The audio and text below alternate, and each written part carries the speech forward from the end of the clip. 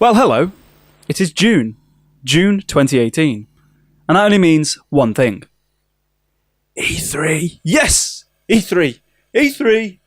E3. Video game Christmas. Well, video game Christmas where you get told about the presents, but you don't actually get them for 6 months, and then you get told later on that the presents aren't ready yet, so you got to wait another 6 months for the presents. Anyway, whatever. It's kind of like Christmas for video gamers right now.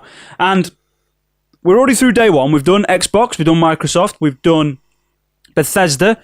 EA had their EA Play thing, which was shit, so we're not going to talk about EA on the channel this week.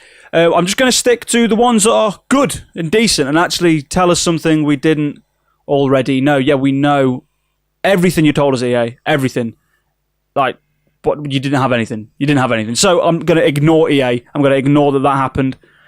Great, you've got a new Star Wars game coming. It's called Star Wars Jedi Fell Over. Thanks for letting us know the name.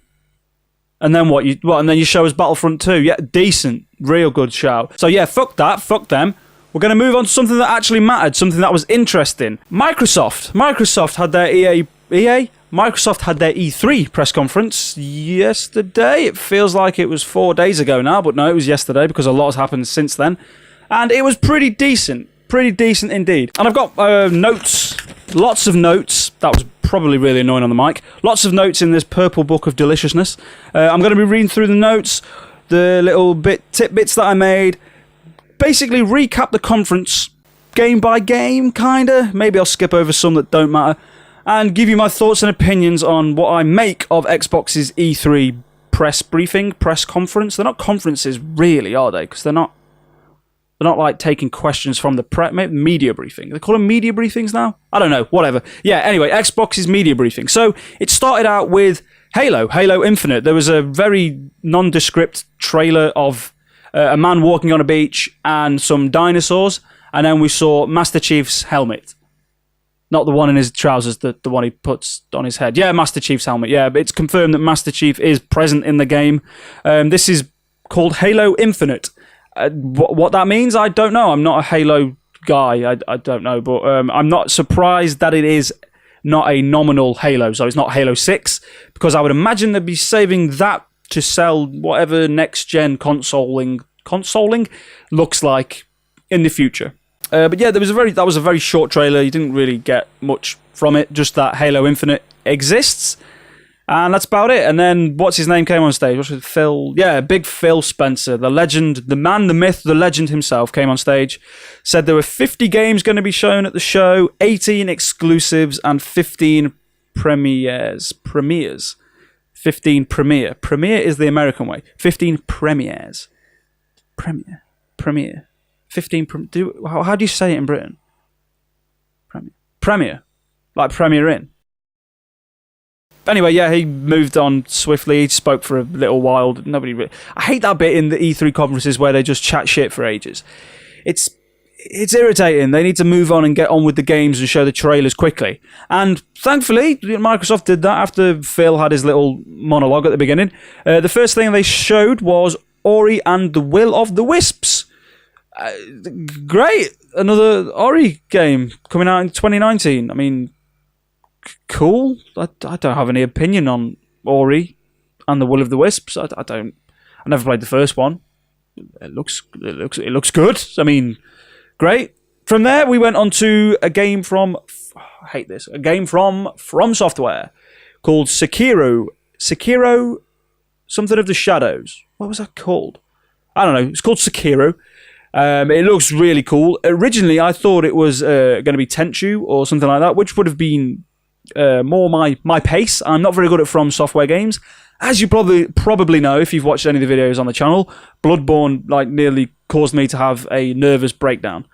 But yeah, the Sekiro looks cool. Sekiro. That's such a pain in the arse name to say. Sekiro looks good. It looks faster than anything that Bloodborne that From Software have done before. Looks a bit more pacey than Dark Souls or Bloodborne. Got some very Onimusha vibes from it. A little bit like Neo as well. Maybe it's the Japanese art style, the Japanese kind of... more the Japanese kind of old school culture that they had in there. Either way, look great. Amazing. good start for Microsoft there. Good start for Microsoft, because remember, this is a conference where it was kind of make or break for them. This conference is for Microsoft. They need to show a lot and give us really a reason to turn to Xbox rather than their main competitor PlayStation right now. Because let's be honest, Xbox One doesn't really have a lot of reason to go to buy into right now. So already, with having a From Software game out there at the front of the conference, that's a good shout and a good start for Microsoft. From there, they went to Fallout 76. Yes, Fallout 76 got featured. Well, featured, I don't know. It was more of it was just a trailer for Fallout 76. Something that we were shown again later on in the Bethesda conference when they went into that a bit more deep. And really, it was just a little bit more information about Fallout 76, that it's a prequel to the other games, that it's 4 times larger than Fallout 4, that it's set in Virginia. I mean, it's just a little bit of something. So already in Microsoft's conference, in the first 15 minutes, we had Halo Infinite, Ori and the Will of the Wisps, the Sekiro From Software game, and Fallout 76. That's in the first 15 minutes. So as I said, good solid start for Microsoft. And then the next thing we saw was something called The Awesome Adventures of Captain Spirit. Now, I like the look of this game. I like the character behind it. You know, nice little idea. It's made by what they call Don't Nod. Yeah, they're made by Don't Nod Studios software. Don't Nod. Anyway, the people who made Life is Strange. It's a walking simulator superhero thing. It's available in June, and yeah, it looks cute. Looks cool. I like the kid. The kid is cute. I think it's going to be a little bit of a hit, that one. I think that's going to be quite good. And just a nice little in-between for Don't Nod before Life is Strange 2 comes out. Whatever that will look like. Whatever that will be. Who knows? And then after that, it was time for Terry Crews to shout a bit how good Crackdown 3 is and that he's in the game, which is great. Yeah, there's a bit of an extended trailer for Crackdown 3 showing some gameplay, showing some of the mechanics in there. Narrated by Terry Crews, who appears to be the playable character in the game, or at least the voice of the character in the game. It looks loud, to be honest. It looks a bit annoying, a bit garish.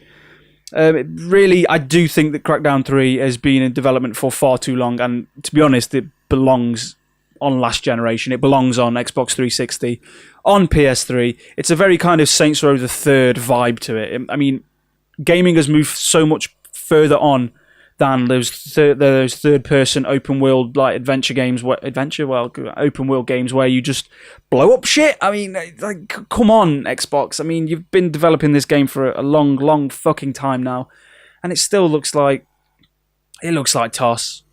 To be honest, it doesn't tickle my fancy in the least bit. No, I'm not game for this. I'm not prepared to buy an Xbox One to play Saints Row Crackdown. Like, no, not happening. Anyway, it's out in February 2019. It got delayed, didn't it? Again, it probably will get delayed again. It might get cancelled at this rate. You never know with Xbox. They're capable of anything. I mean, if they can cancel Scalebound, then they can fucking cancel Crackdown 3. After that, the Nier Automata, the Nier Your Tomato. I didn't realise that was a PS4 exclusive, but apparently it is, because now it's coming to Xbox on the 26th of June this year. So yeah, good, great. I mean that is what the fuck have I wrote there? This.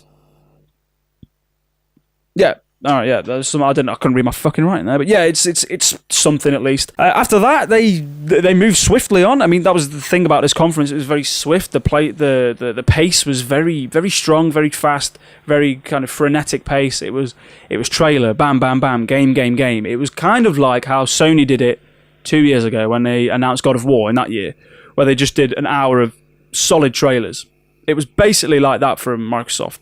So the next thing they showed was Metro Exodus. It's coming out on February 22nd. Interestingly, February 22nd is also the date for Anthem, Days Gone, Metro Exodus, and I think Crackdown's in February as well. So it's a fucking heavy lineup, February is. Anyway, Metro Exodus looks like more Metro. It's good. I like Metro Last Light. That was really good. That was a good fun. But yeah, it looks just more of the same. More of the same, which is great, which is exactly what Xbox need, isn't it? Just more of the same. But what it is what it is. I don't really have an opinion on Metro Exodus. Sorry. Next up, they announced that they're having Kingdom Hearts 3 on Xbox. It's the first time that Kingdom Hearts has been on an Xbox machine. So cool, really good, that. It looks good. I mean, Frozen is in it, so yay if you like Disney. I don't know. A weird thing as well. Halfway through the trailer, it changed the tone a little bit, and they turned off the sound effects. So there was just dialogue in the trailer. You could just hear the characters speaking very loudly with no sound effects. So when there was an explosion or Woody tackled Ham, there was no noise to it. It was very fucking weird, very strange, very, very Japanese, I must say. Anyway, that's coming out on January 29th. So yeah, combine that with the games coming out in February, Metro Exodus, Anthem, and Days Gone, and Crackdown. The start of 2019 is shaping up to be something very, very cool indeed. Then they showed off some Sea of Thieves DLC. One's coming in July, one's coming in September, and I don't give a fuck, so let's move on swiftly from that one to another one that was a bit of a weird mention, to be honest. Battlefield 5 got a small short trailer about one of the stories. They showed it more in depth at EA 2 days ago. Battlefield 5 just looks like more Battlefield, and to be honest, having it here at the Xbox conference, it was so brief that it just seemed like a token of loyalty from EA to Xbox. Obviously, because now PlayStation have cornered fucking Call of Duty and got them. Xbox need their first-person shooter, and this appears to be it. But it was just a kind of a throwaway thing. It was like, here's Battlefield. It's like, cheers, Phil. Thanks, mate. Thanks for that. Bit shit, to be honest, mate. Bit shit. Next up, Forza Horizon 4. Yeah, it's Microsoft's FIFA. There's a new fucking one every year. Very little changes. And they always spend too much time on it in the press conference. They showed the trailer, which was a good trailer. I'll give them that. It was a good trailer. And then they had some fella come and fucking talk about it for 10, 15 minutes about the fucking weather. Like, I don't care that it's snowing or there's rain and that changes how it drives. No shit, dickhead. Games have been doing that since Gran Turismo 4. It's not something special. Don't spend a quarter of your fucking conference telling me about it. I mean, Jesus Christ. It really wound me up. And to be honest, it ruined the pace up until that point. There was a good pace to the conference. And then the technical wanker comes on and goes, oh, look at the fucking leaves. Like, no. Like, move on. Show me what's next. And they did. And they moved on to what did they move on to then? Oh, yeah, this was a good bit now. Obviously, Forza Horizon 4, before I move on. Forza Horizon 4 is coming out October 2nd. Soon. Again, it's that FIFA window, isn't it? It's going to be on Game Pass from day one. Game Pass is available now, apparently. I missed that fucking boat somehow. Call myself a games journalist? Not even journalist, a games person. I don't know. I didn't even know Game Pass was out. But yeah, it's coming to Game Pass straight away. You know, the subscription service where you pay so much money and you get access to games you can download. Yeah, very cool, whatever. At this point, very interesting point, at this very moment in the conference, I wrote, great, but why am I buying an Xbox? Because right now, like at this point in the conference, all they had was Crackdown 3, Halo Infinite, Sea of Thieves, Forza, and I don't know about Sekiro. I can't remember if Sekiro. Why do I keep saying that? Sekiro, the From Software game. I can't remember if that was an exclusive or not. I don't think it is. So yeah, right now, like, there's no real reason for me to want to buy an Xbox.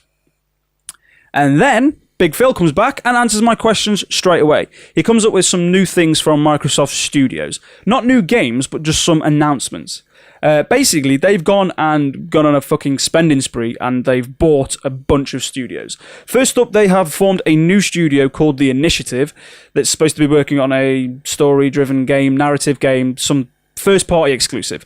And then they've gone and acquired Undead Labs that makes State of Decay 2. Yeah, State of Decay 2 and 1, obviously. That is an Xbox exclusive anyway, but now Microsoft own the studio. Great. They've also bought Playground Games. What the fuck did Playground Games do? Playground Games make Forza. Yeah, that's it. They've bought Playground Games, so that is another studio secured for them. So they've secured their exclusivity for Xbox. Great. A really interesting one, Ninja Theory. They bought Ninja Theory, the guys who did Hellblade, and they did that DMC game a while back, the Devil May Cry game, and what was how's it called? What was it called? Not Enchanted. I don't know. Andy Serkis was in it. Yeah, they bought Ninja Theory. Big that, I'd say. And another one, Compulsion Games. We Happy Few. They got that, which is weird because that was an exclusive. Then it wasn't an exclusive when Gearbox bought them. Not bought them, but Gearbox helped them publish. And now, I don't know whether it'll be an exclusive or not, seeing as Microsoft own Compulsion Games. Probably won't be because Gearbox are still publishing. Either way, it's great for Microsoft, great for Microsoft Studios, because now that means they've got like 5 really decent first-party studios like secured and in the bag. I imagine now that, especially Undead Labs, Ninja Theory, and Compulsion, we'll be making things that are going to be very interesting and highly funded from Microsoft Studios. It's also going to be interesting to see what that new studio, The Initiative, does. As for Playground Games, let's be honest, it's just going to be more FIFA, Forza, FIFA, Horizon.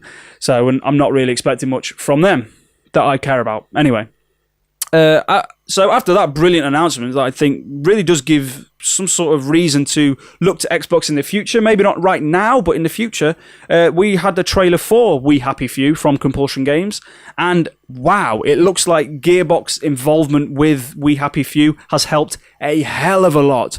That the trailer looked like the game had come along in fucking leaps and bounds from what we've seen before. Because a lot of the criticisms before were kind of on the story of We Happy Few and it being a bit lacking, sort of in the story narrative kind of part of it. And it seems that Gearbox and their investment has really upped Compulsion Games game, and they've made something that looks genuinely interesting, genuinely creepy. I'm very excited for this. I really hope it isn't an Xbox exclusive. I need to look at that. I don't think it is because of Gearbox. I think that's still going to be coming to PS4 and other platforms, PC and whatnot, so that's good. Onwards and upwards to PUBG. I mean, for fuck's sake. I mean, I feel really bad for Microsoft for this one because they definitely missed the boat with PUBG because they got onto the PUBG bandwagon just as Fortnite Battle Royale were overtaking them. I mean, yeah, cool, they're still trying to plug it. Nobody really cares if it comes anywhere else other than Xbox right now. No one's bothered if it goes to PS4. Fortnite Battle Royale has won the Battle Royale race as far as most people are concerned. But yeah, PUBG's got new maps. Who cares? That's it. Moving on swiftly to Tales of Vesperia. Do not and cannot give a fuck. That's literally what I've put. Tales of Vesperia. I mean, I get people like the Tales games, but nah, not me. I don't even know what they mean. Now, something a little bit more interesting than that. The Division 2, set in Washington, D.C., which is a bit disappointing. I was hoping they would bring it to London. It was something that Greg Miller brought up on Kind of Funny when they made their predictions, and I thought his shout for that being in London was a great idea. I was like, that would be amazing in London. But no, it's in Washington, D.C. It's 6 months after the first game, so it's summertime. There's no more snow. It's a very luscious-looking game, foresty, kind of jungly areas. I don't think it'd be jungly. It'd be more foresty, won't it, in that part of America? Yeah, it looks really cool. There's the mention of civil war, a threat of civil war, and with it being set in Washington and that whole... I think that's a nice setting for the threat of civil war, it being the hub of like American politics and the American people. So yeah, good one. I mean, I'm a fan of that Ubisoft. Top work. The environments look great as well. Like one of the environments we saw was Air Force One, the airplane. I mean, that was sick. The president's airplane, them going through that and destroying shit. The only thing I have with this is like it still kind of looks like the first game did. The gameplay wise, I mean, the problem I had with the first game is that it tried to be too many things. It tried to be kind of a deep, hard-hitting, emotionally wrought story about what happened in New York when this disease broke out, and it did a lot of environmental storytelling about the horrors that it caused, and then the enemies would take 48 bullets to the fucking skull before they died. You know, you had this kind of realism, like something that could genuinely happen and genuinely destroy the world, juxtaposed with a kind of MMO style RPG thing where your attacks are like bouncing numbers out of their heads, and a baseball bat attack is more powerful from an enemy than a shotgun, which makes no fucking sense whatsoever. I hope this time around they try and balance that a little bit, because the problem last time was they tried to do both at the same time, and it kind of ended up with it being a shit on both ends. So whether or not they tone down the MMO aspect of it, or whether they just kind of make the setting there and then leave the setting alone, like they don't explore story with it too much, they just concentrate on the MMO thing. I don't think they're going to do that, judging by this trailer. But we'll see. It's out March 15th. Great. I'm expecting we'll see more of it at Ubisoft's conference tonight. Fucking hell, tonight. Okay, you don't get a rest, do you? Okay, and then after all these games, these wonderful games, they decided to go a bit boring and talked about Xbox Game Pass for a little while. Something called Fast Start. It's better than the Ready to Start thing they've got now. I don't know what it means. She was on about machine learning, making a lot of unnecessary mouth noises. I mean, this was the bit where the conference kind of hit a fucking trough. It nosedived into the ground for a little bit. There's new games available on Xbox Game Pass. I don't really care. After that, they did a little bit of an indie sizzle reel trailer. They began to pick up the gaming content. Thank fuck for that. After the most boring woman in the world talked to us for about 10 minutes. There's a lot of cool games in that indie sizzle reel. I feel like it was just a token sizzle reel, though. It's one of those things where it's like, don't forget about ID at Xbox. And it's like, here's all the things that are coming. And there was some good stuff in there, like Ashen looks really cool. Dead Cells. I've played Dead Cells. Dead Cells is amazing. I promise that. But yeah, it's hard to keep up with what's going on. You can't really get a taste for each of those games when it's such quick fire content like that. The best place to experience indie games like that, I think, would be on the E3 show floor. And having gone to EGX myself, like, the indie section of EGX always steals the show. That is the best bit. That's the best way to experience indies. I don't think putting them in an E3 conference is necessary, but it's just more Microsoft saying, hey, they're here. Don't forget about these guys. It's fair enough. It's fair enough. You do you, guys. You do you. God, this was a fucking long one. It was long, man. After that, Tomb Raider, Shadow of the Tomb Raider. It looks good. That's all I could say. She was wearing the original Lara Croft outfit. Makes me want to play the second one. Not played the second one yet because Xbox got that exclusivity deal, didn't they?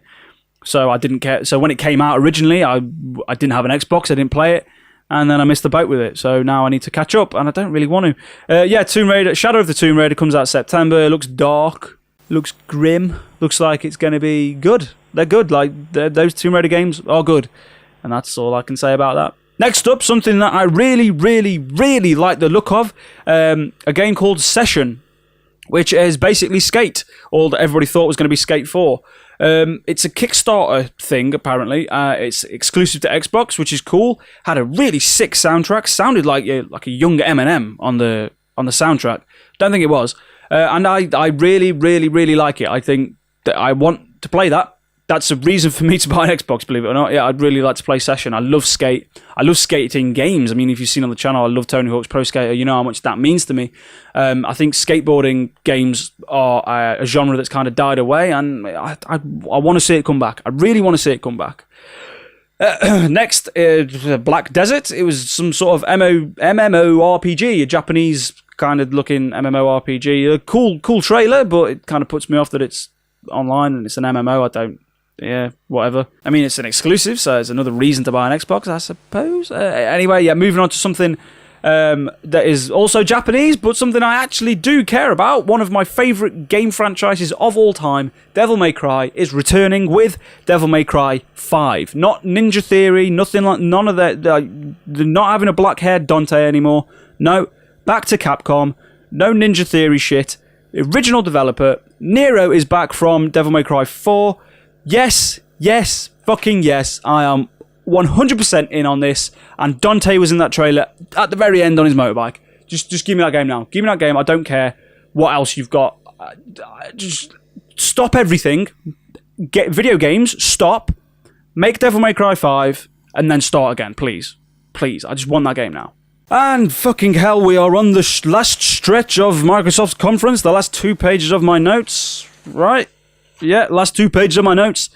Jesus, this dragged. This dragged.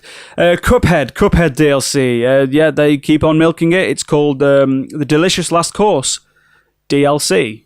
Delicious Last Course. Clever. I see what you did there. Clever.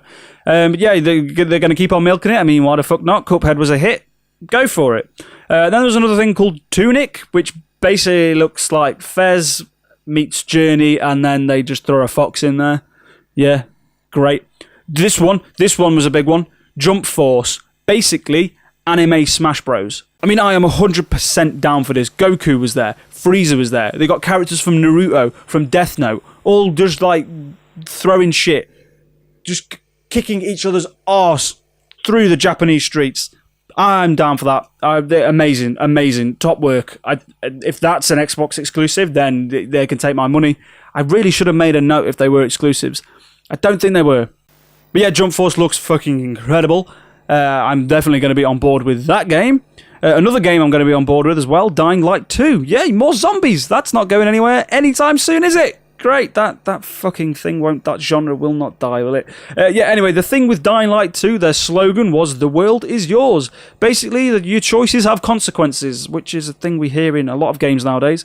Apparently, the way you play in Dying Light 2 will affect how the world changes, how it looks, what's available to you. So the example they showed was the park, what were they called? Park Force? I don't know, the police of the area that you're in Dying Light 2 ask you to go and kick up, like beat the shit out of some gang, so you can resupply them with the water supply and help the civilians. So you can either go and do that and beat up this gang and resupply the water supply, in which case you have access to water fountains, the gardens on the rooftops start growing, things look a bit more lusher and greener in the city area. You can either do that, or you can make a deal with the gang to basically keep the water supply for yourself and use that as a valuable commodity to sell on the black market. Either or, your choice. I like that. How much that is gonna be a thing throughout all of the game is interesting or not, and as always is the thing with these type of mechanics, when they say choices have consequences, it's like, yeah, they do kinda, and they kinda don't. There's only so far you can go with it with a video game. I'll be interested to see how far they can actually take it in Dying Light 2. Either way, it's good to see that game back. I mean, it was a dead certain that it was gonna come back. Now, this one, I made a prediction that Banjo-Kazooie would come back because I thought Rare would be working on something. Turns out, Xbox decided to bring back another Rare property. I was so close, man. They're going to bring back Battletoads. And that's cool. That's really cool. I like that idea. Battletoads is not as synonymous as Banjo-Kazooie, so I think, get Battletoads into the public consciousness, into the gaming world again. Big fan of that. Trailer was cool as well, kind of. We didn't really see it. It had a bit of attitude about it, which was cool, like Battletoads attitude, but, I would have liked to see the game. After that, Just Cause 4, more of the same. Why? Anyway, moving on, there was a very weird game that came immediately after Just Cause 4. Everybody thought it was going to be Gears of War, and it kind of was, but it was called Gears Pop. What the fuck, man? It's iOS and Android, so I suppose the weirdness is allowed there, but from what I gathered from that tiny little trailer, it kind of looked like, how like Lego Star Wars and shit like that, but it's like Funko Pop Gears, so I don't know what the hell it's going to look like on iOS. After that, they kept on the Gears of War bandwagon. They have Gears Tactics coming, which is a turn-based strategy thing. It's what's it called? What's that fucking game? Yeah, it's XCOM. It's Gears XCOM, basically.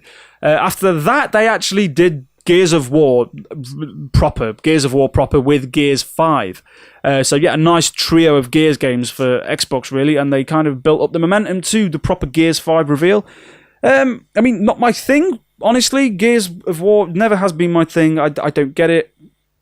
And I suppose the reason I don't get it is because I was never invested in it from an early age. I never started with the original Gears of War, so yeah, as it's gone through its sequels, I've not really caught up with them. I've not really played them. I don't really care about them. I don't care about Marcus Phoenix and whatever is going on there. But this one, it caught my attention a little bit because it moves away from Marcus Phoenix. It's not about him. It's not about his family or any of their kind of story. It's a completely new thing following a completely different character, female character, And from the trailer, it looked kind of good. Like, there was some pretty big set pieces, and it looks kind of like you don't need to have played the other Gears of War games. Hence it being called Gears 5, maybe? I don't know. So maybe that's something I want to dive into. Again, though, my issue with seeing more Gears games is that it's falling down that same old route that Microsoft have been down for a long time now. It's like, yes, you've got exclusives, but you've got nothing new. You've got no new IPs specifically. And I think them going to Microsoft Studios, well, going through Microsoft Studios and buying those 5 studios is them attempting to make something new, create a new IP. Because right now it's like, okay, your exclusives are Halo, Gears, they're your big AAA exclusives, Forza. You've got Sea of Thieves, which is kind of like in the middle ground, kind of double A sort of online exclusive. You've got PUBG, which is exclusive-ish. I mean, you've got no exclusive reason for me to come to you, which is a shame. But well. Gears 5. 'Tis what it is. After that, we had Big Phil Spencer come on the screen again. It seemed like he was going to wrap up a Microsoft conference in the way that they always wrap up a Microsoft conference, with bitter disappointment and like just a sad, wet fart of an end. And just as it seemed like that was about to happen, as he was thanking gamers and fans and the teams that worked on all the games alike, they pulled one hell of a fucking stunt. Basically, the whole arena went black. It was getting hacked. And then before you know it, Cyberpunk 2077 is up on the screen, showing how fucking cool it looks. Yes, Microsoft's conference was hacked by CD Projekt Red, and that's fucking amazing. It looks unbelievably good. Like, the art style and everything around it looks amazing. It was done with in-game engine footage, which really at this point means piss all. It was just a CGI trailer. Nothing in terms of gameplay, just hints of the story a little bit, of kind of what the game's going to look like, the style behind it, and holy shit, does it look good. I mean, how cool does that car look? How fucking cool does that car look? Bring it here, son. Bring it here, let me drive it. I'm ready. I'm ready for Cyberpunk 2077. Even though I didn't really gel with The Witcher, I'm ready for this one. I'm ready for this one, CD Projekt Red. Give me them weapons, give me them guns, and I'm well away. So yeah, that was basically it. That was Microsoft's E3 conference. Really good. Like, I think it's the one to beat right now, personally. A lot of stuff was shown, a lot of new things.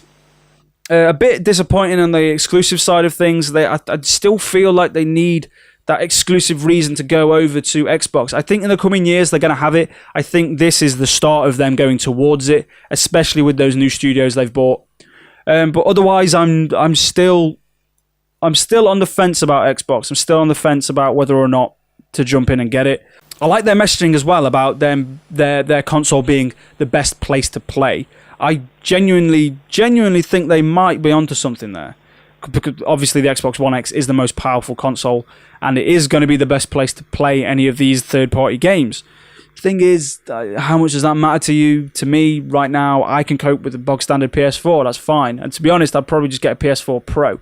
PS4 has a lot more in terms of reasons to buy or reasons to stick with it than Xbox does. I mean, where's the Xbox equivalent to, like, God of War, Uncharted, The Last of Us? The list goes on, like Spider-Man this year, Days Gone, Death Stranding. Like, there's a lot of exclusives coming to PS4 that are going to be killers, that are going to be Game of the Year contenders.